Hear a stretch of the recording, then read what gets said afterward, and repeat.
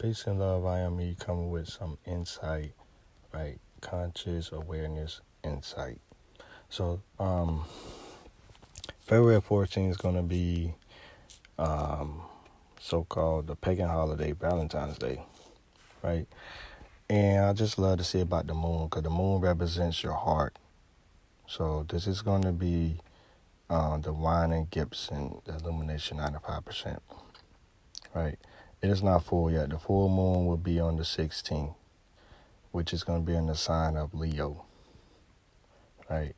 But I'm going to get back to the 14th since it's going to be the pagan holiday of Valentine's Day, right? Valentine's Day is represented by romance, love, you see what I'm saying, sex, etc., right? People give gifts and cards, write notes, all that, right?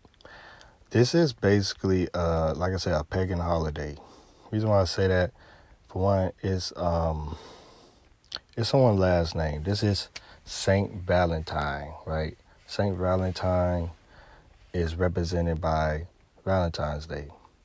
And the reason why they changed it, because it was first called Lupercalia.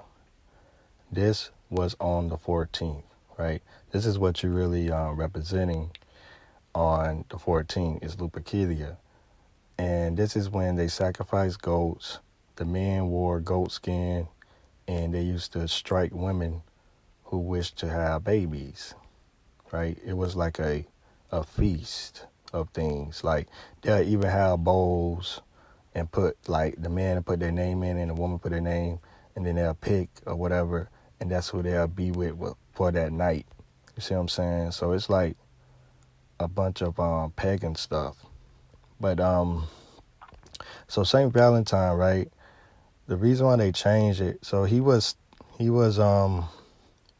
helping people get married, like under the basement, undercover, right?